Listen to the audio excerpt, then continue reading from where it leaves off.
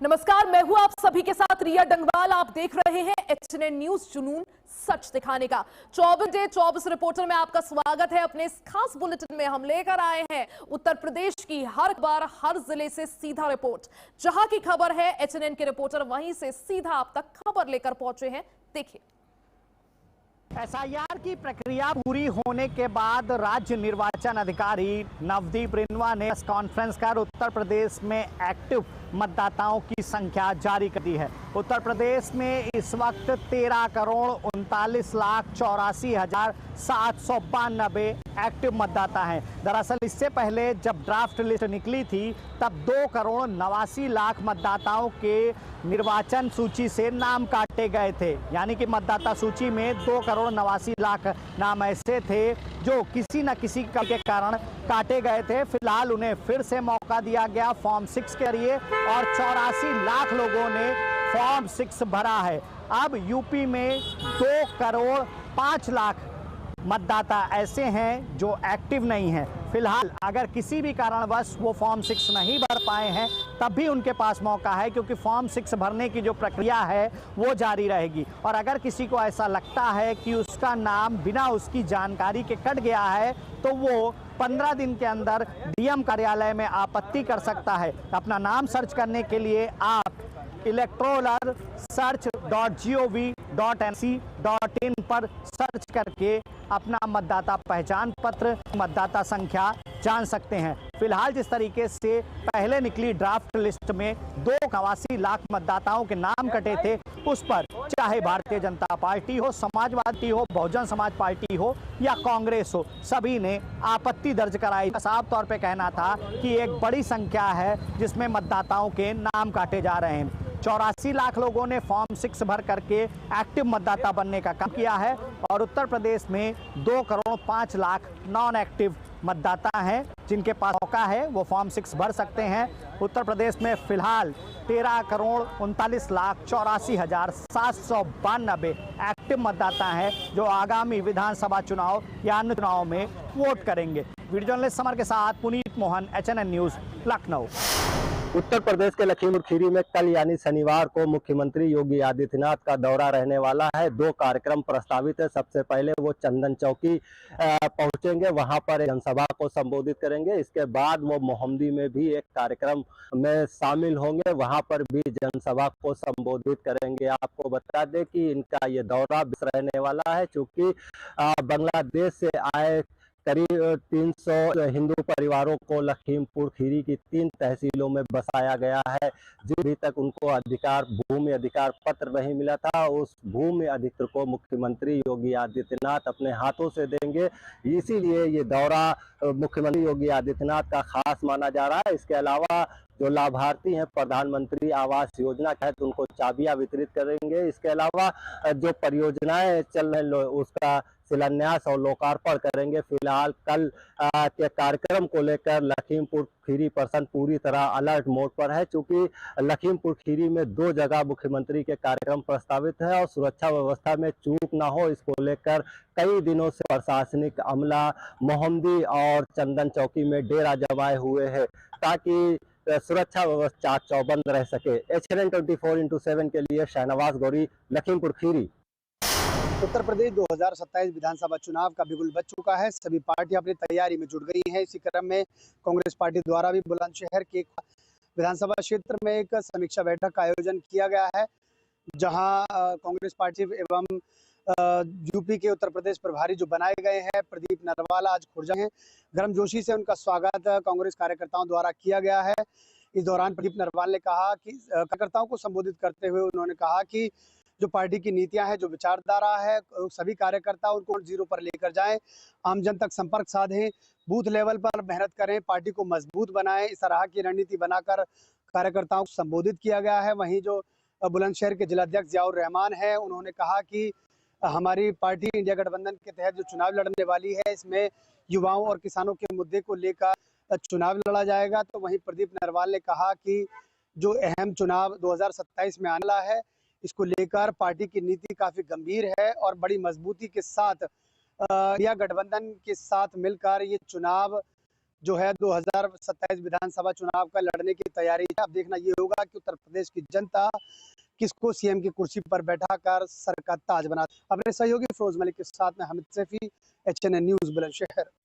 गुड़गांव के बाद अब नोएडा में भी कर्मचारियों का हल्ला बोल शुरू हो चुका है। वेतन बढ़ाने की मांग को लेकर सैकड़ों की संख्या में प्रदर्शनकारी कर्मचारियों की हड़ताल जारी है। कर्मचारियों का साफ तौर पर कहना है कि कई सालों से वो सामान्य वेतन पर कर रहे हैं और अब जिस तरह से महंगाई की मार झेलनी पड़ रही है, कई जगहों पर गैस सिलेंडर की किल्लत है या उसके दाम बढ़ गए हैं। अब ऐसे में कर्मचारी वेतन बढ़ाने की भी मांग कर रहे हैं। इसी कड़ी में गुरुग्राम के बाद अब नोएडा, जो कि उत्तर प्रदेश का सबसे बड़ा औद्योगिक हब है, की संख्या में प्रदर्शनकारियों ने इकट्ठा होकर सरकार, प्रशासन और कंपनी प्रबंधन जमकर नारेबाजी की। कर्मचारियों का यही कहना है कि जल्द से जल्द उनका वेतन बढ़ाया जा सके। ही कर्मचारियों की संख्या को देखते हुए पुलिस प्रशासन मौके पर पहुंचा और उनसे समझाने की उन्हें की कोशिश की गई।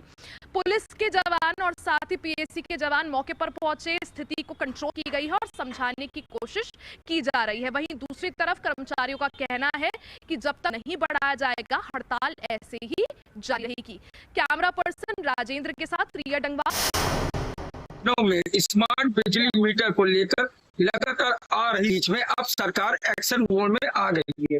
दरअसल योगी आदित्यनाथ ने उपभोक्ताओं की संज्ञान लेते हुए स्मार्ट मीटर में जुड़े मामले को ठीक से निर्देश दिए हुए हैं। मुख्यमंत्री ने यह भी स्पष्ट कर दिया है कि अगर उपभोक्ताओं की को कोई भी गलती नजर आई तो उसके बिजली के कनेक्शन नहीं काटा जाएगा। अब इस जांच के बाद साफ हो गया है कि स्मार्ट मीटर को लेकर उठ रहे सवालों में कितनी सच्चाई है और उपभोक्ताओं को कितनी राहत है। लखनऊ से एचएनएन न्यूज के लिए निखिल श्रीवास्तव की रिपोर्ट। बुलंदशहर जनपद की तहसील खुर्जा क्षेत्र के गांव मदनपुर के ग्राम प्रधान बब्बन चौधरी, जो कि किसान नेता भी हैं, आज दर्जनों फरियादियों को लेकर खुर्जा तहसील पहुंच गए, जहां उन्होंने एसडीएम कार्यालय के बाहर तहसीलदार पर जातिवाद और रिश्वतखोरी का आरोप लगाकर जमकर हंगामा किया, नारेबाजी की। मीडिया से बातचीत में उन्होंने बताया कि जो उनके साथ लोग आए हुए हैं, इन करीब 14 लोगों की शिकायत पिछले करीब 1 साल से, किसी की 6 महीने लंबित पड़ी है। आरोप है कि बिना पैसों के उनके काम नहीं किए जा रहे हैं। इसी बात से नाराज ग्रामीणों के साथ उन्होंने जमकर प्रदर्शन की। मौके पर पहुंची एसडीएम खुर्जा प्रतीक्षा पांडे ने किसी तरह उन्हें समझा बुझाकर एसडीएम ने बातचीत में बताया कि 4 समस्याओं का समाधान कर दिया गया है। शेष अन्य 10 जो उनके शिकायती पत्र आए हैं, उन जांच टीमें गठित की गई है, जल्दी उनका समाधान किया जाएगा।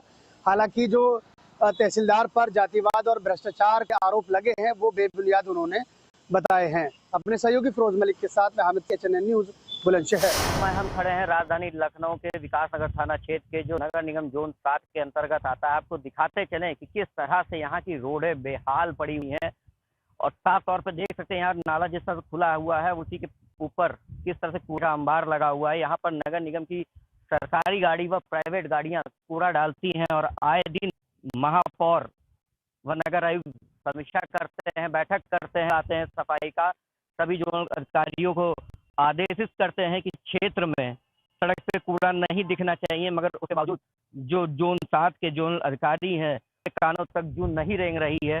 और देखिए साफ तौर पे आपको देखने को मिल रहा होगा कि यहाँ पर किस तरह से कूड़े का अंबार लगा हुआ है और रोडे जो है ना वो आंसू रो रहे हैं, मगर इनका सुनने वाला कोई भी नहीं है। वीडियो जर्नलिस्ट रोहित के साथ मैं दीपक सिंह और लखनऊ। आपको बताते चलें, हाल ही में हुई लगातार मूसलाधार बारिश ने किसान की कमर तोड़ कर रख दी है। जो किसान का गेहूं खेत में लगा था वो कहीं कहीं काफी नुकसान किसान को हुआ है, किसान की कमर टूट गई है। उसको लेकर रामपुर जिलाधिकारी अजय कुमार द्विवेदी ने साफ लफ्जों में ये कहा है कि जिस किसान को भारी नुकसान हुआ है इस ओला दृष्टि को लेकर, भारी मूसलाधार बारिश को लेकर, उसको मुआवजा दिया जाएगा। टीमें गठित कर ली गई हैं और हर पहलू पर जांच की जा रही है, एक एक चीज देखी जा रही है। और जिस किसान का जहां नुकसान किया है वहां रामपुर जिलाधिकारी अजय कुमार द्विवेदी खुद स्वयं पहुंचे थे और खेतों में जाकर लगातार उन्होंने मुआयना भी किया है। तो बताते चले, रामपुर जिलाधिकारी अजय कुमार द्विवेदी ने साफ लफ्जों में कहा है कि टीम गठित है और जिन किसान का इस बरसात में नुकसान हुआ है उसकी भरपाई के लिए मुआवजा को दिया जाएगा और जो भी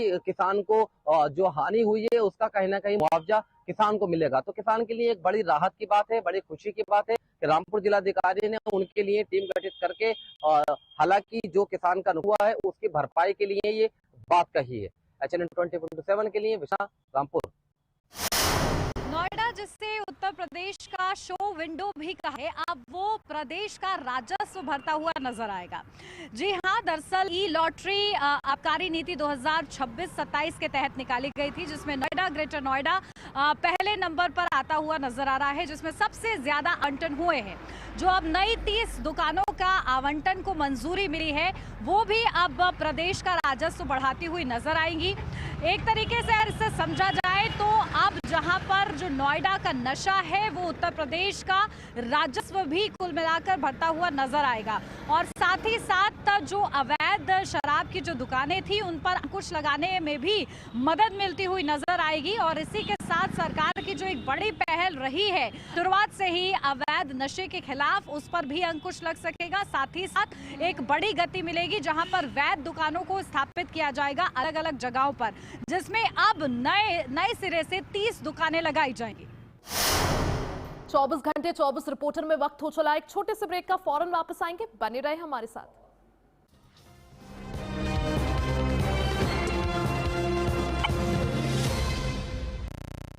आइसक्रीम खाओगी? जंगल में आइसक्रीम मिलती है। समर कूल रेफ्रिजरेटर, आप अपनी ड्यूटी निभाओ, ये अपनी ड्यूटी निभाएगा। समर कूल, लाइफ बनाए वंडरफुल। गोल्डी छोले मसाले, जहाँ जाए रिश्ते बनाए। गोल्डी लाए हैं फ्रेश लॉक टेक्नोलॉजी, जो रखे मसालों को हर समय फ्रेश। फर्श की टाइल्स को चेंज करो, बड़ी स्लिपरी हैं। थर्मोकूल वॉशिंग मशीन। थर्मोकूल, इंडिया का नया अंदाज। गैस, कब्ज, तेजाब, मंदग्नि या अपच, कोई भी पेट की बीमारी यानी कि पाचन तंत्र की समस्या, हम लोगों ने क्लिनिकल रिसर्च के बाद पेट यकृत प्लिया शुद्धि किट का निर्माण किया है, जिसको डिटॉक्स किट भी बोलते हैं, जो ऑनलाइन व आपके पास के मेडिकल स्टोर पर उपलब्ध है।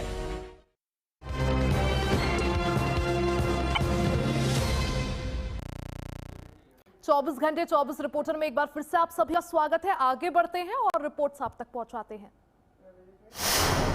यूपी विधानसभा चुनाव की तैयारियां जोरों शोरों से तेज नजर आ रही है और इसी बीच एसआईआर प्रक्रिया भी अब पूरी हो चुकी है। जी हां, जिस एसआईआर का जिक्र बार बार हो रहा था, उत्तर प्रदेश में अब वो सूची तैयार हो चुकी है और फाइनल ड्राफ्ट लिस्ट जो है वो आज जारी कर दी गई है।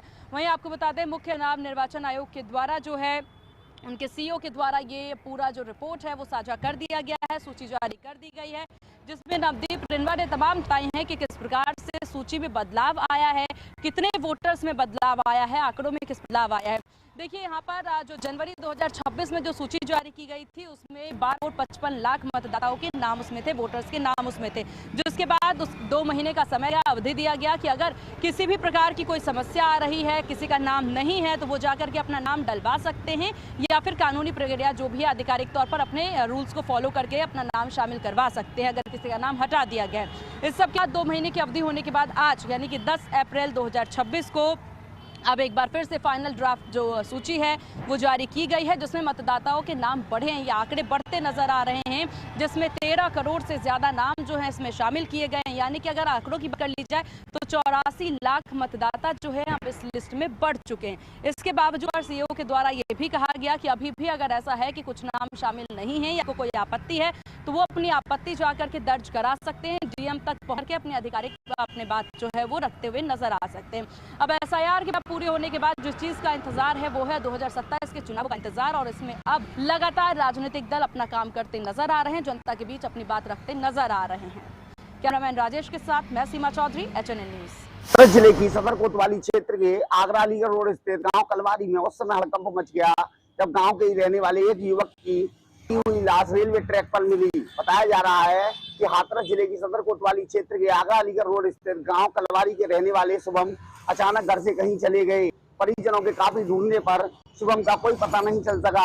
अचानक रेलवे पुलिस का फोन शुभम के परिजनों के पास आया। पुलिस ने बताया कि आपके बेटे की कटी हुई लाश सोगना के पास बने रेलवे ट्रैक पर मिली है, जिससे वह ट्रेन से कटकर उसकी मृत्यु हो गई है। वहीं शुभम की मौत की खबर सुनकर परिजनों में हाहाकार मच गया। वहीं पुलिस ने मृतक शुभम के शव को कब्जे में लेकर पोस्टमार्टम के लिए भेजा और मामले में जांच पड़ताल शुरू कर दी। शुभम के परिजन जिला अस्पताल पोस्टमार्टम गृह पर पहुंच गए और शुभम को मृतक देख परिजनों में हाहाकार मच गया। मैं आक्रोश वासनी, HNN न्यूज संवाददाता हाथरस। थाना क्षेत्र के अंतर्गत एक दिल दहला देने वाली घटना आज सामने आई। रात में अज्ञात युवकों ने हो रही महिला और उसके लड़की के ऊपर जो है ज्वलनशील पदार्थ को फरार हो गए। जब पुलिस को सूचना मिली तो पुलिस आनंद फानंद में जुट गई और ये जब ज्वलनशील पदार्थ जलने के बाद जब अस्पताल को गई तो वहाँ के डॉक्टरों ने उसको मेडिकल कॉलेज के लिए रेफर कर दिया।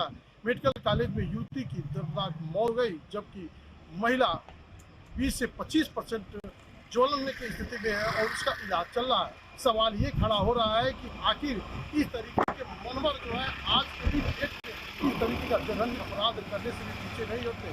पुलिस से क्या कार्रवाई करती है ये बहुत बड़ा विषय होगा। Shailendra Gupta, HNN news. बड़ी खबर इटावा से है। आपको बता दें, इटावा पुलिस को बड़ी सफलता हाथ लगी है, जहां पर ऐसे चोरों के गैंग का खुलासा हुआ है जो कि गर्मियों और सर्दियों की छुट्टी में स्कूलों में जाकर चोरी किया करते थे। आपको बता दें, इसमें इटावा एसएसपी कुमार श्रीवास्तव के नेतृत्व में एसओजी टीम जो है और कई टीमें एकत्रित की और जगह जगह पे लगाया भी गया था, जो कि वो टीमों ने ऐसे चोरों के गिरोह का पर्दाफाश जो लगातार गर्मियों और सर्दियों की छुट्टियों में जाकर स्कूलों का बनाया करते थे और स्कूलों में मिड डे मील का जो सामान हुआ करता था, जैसे गैस है, सिलेंडर है, चूल्हा है और जो भी जरूरी सामान था वो सब चुराते थे और इनको एक जगह इकट्ठा भी किया था। ये इस फिराक में थे कि एक साल बाद जब ये सारा सामान इकट्ठा हो जाएगा तब इकट्ठा बेचेंगे। इटावा एसएसपी ब्रजेश कुमार श्रीवास्तव ने बताया है कि ये चोर जो है ऐसी जगह चोरी किया करते थे जो कि स्कूल बंद हो और तमाम दिन बाद खुले, ताकि इनका जो जल्दी खुलासा ना हो सके। अपने सहयोगी दीपू के साथ पुष्पेंद्र कुमार, HM 24/7 न्यूज इटावा। सीतापुर जिले की हरगांव विकास खंड के ग्राम पंचायत बरियादी, जहां पर एक भ्रष्टाचार का नया मामला सामने आया है। बताया जा रहा है कि प्रधानमंत्री आवास योजना के नाम पर जो है लाभार्थी से जो है 8,000 रुपए की जो है उसे मोटी रकम दी गई है, जिसके बाद भी उसको आवास नहीं मिला है। 5 साल बीत जाने के बाद जब आवास नहीं मिलते तो प्रार्थी जो है, जो लाभार्थी है, वो प्रधान के पास जाता है, अपने डिमांड करता है, जिसके बाद बौखलाए प्रधान ने उसको सूचक गालियां देते हुए उसको वहां से भगा जाए। जिसके बाद जो लाभार्थी है वो हरगांव थाने पे आता है और एक शिकायती पत्र जो है यहाँ हरगांव थाने में देता है। जिसके बाद वो जो लाभार्थी व्यक्ति है वो जिलाधिकारी राजा गस्तार के पास शिकायती पत्र देकर के जो है न्याय की गुहार लगाई है। अब देखने वाली बात होगी जिस तरीके से मंत्री आवास योजना में जमकर वसूली की जा रही है, उस पर कार्रवाई कब होती है। कैमरा पर्सन शाम के संग HN न्यूज की खबर। रायबरेली में शहर कोतवाली पुलिस ने बैंक ऑफ बड़ौदा से फर्जी लोन लेने वाले गिरोह पर्दाफाश किया है। इसमें बताया जा रहा है कि इसका एक गिरोह है जिसमें बैंक ऑफ बड़ौदा के कारी मैनेजर की तहरीर पर 48 लोगों पर मुकदमा दर्ज किया गया था। इसके बाद पुलिस लगातार जांच कर रही थी। जांच के आधार पर आज पुलिस ने 5 लोगों को गिरफ्तार किया है। 5 लोगों को गिरफ्तार में दो महिलाएं भी उसमें शामिल हैं। इन लोगों से लगभग 38 लाख रुपए बरामद किए गए हैं और बताया जाए लोग फर्जी नियुक्ति पत्र और फर्जी आधार कार्ड बनवाकर बैंक ऑफ बड़ौदा से लोन, और साथ ही इस पूरे गिरोह में ये पता चल पा रहा है कि लगभग 9 करोड़ से अधिक का फर्जी लोन लिया गया है। इसको लेकर रायबरेली पुलिस लगातार जांच कर रही है। आज रायबरेली पुलिस ने 2 महिलाओं समेत 5 लोगों को गिरफ्तार करके जेल भेजने का काम किया है। वहीं बचे हुए 43 अभियुक्तों को, आरोपियों को लगातार पुलिस जांच में जुटी हुई है और लगातार आरोपियों को गिरफ्तार टीमें लगाई गई हैं।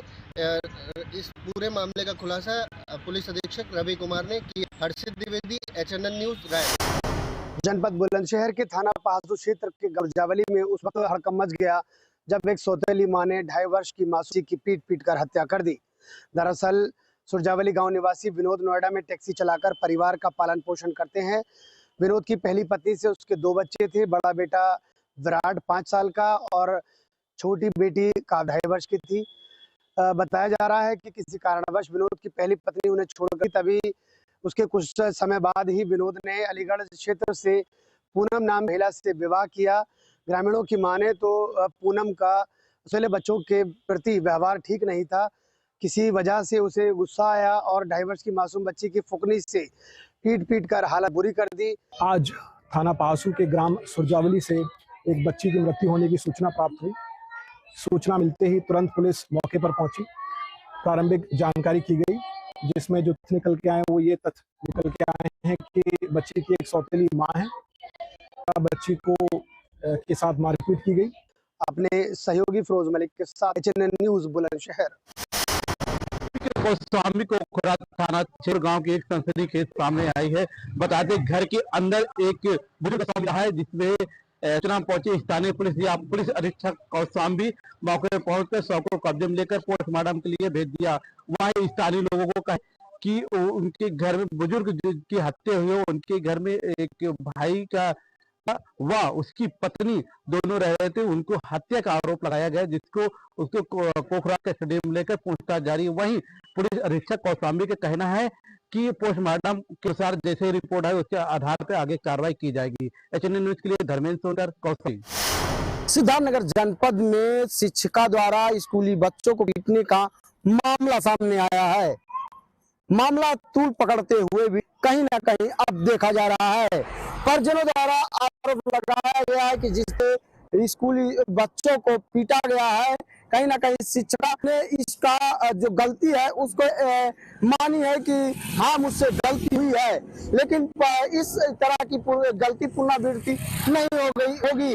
आपको बता दें कि पूरा मामला सिद्धार्थनगर जनपद कटही प्राथमिक विद्यालय बांसी का है, जहां पर स्कूली बच्चों द्वारा गिरा जा रहा था और पैर फिसलने से एक स्कूली बच्ची जो है छात्रा है वो गिर जाती है और उसके मुख बगल से हल्का सा ब्लेड आता है। तो कहीं ना कहीं नाराज शिक्षिका द्वारा बच्चों को पीटा जाता है और बच्चों के पीटने के बाद परिजन जब इसकी जानकारी पाते हैं तो परिजन स्कूल पहुंचकर नाराजगी जताते हैं, जहाँ पर शिक्षिका इस बात को कहती है कि हाँ मेरे द्वारा मारा गया था, लेकिन जो छड़ी थी मारने वाली वो फटी न गई, बच्चों को लगी है।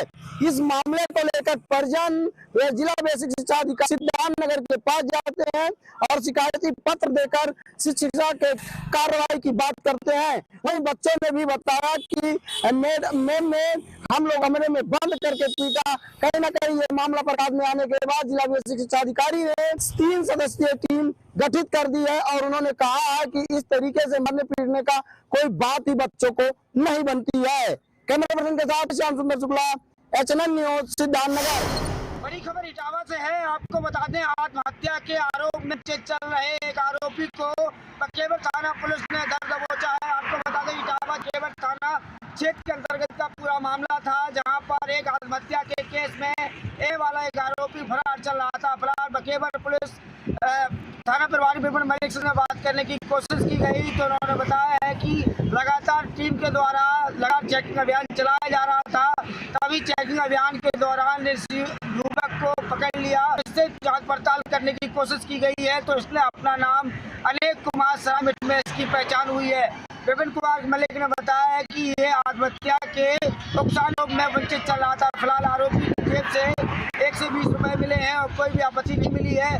फिलहाल बकेवर थाना पुलिस ने जो है कोर्ट में पेश कर दिया गया है। अपने सहयोगी दीपू के साथ 24 घंटे 24 रिपोर्टर फिलहाल के लिए बस इतना ही। बने रहे हमारे साथ, देखते रहे एचएनएन न्यूज, जुनून सच दिखाने का।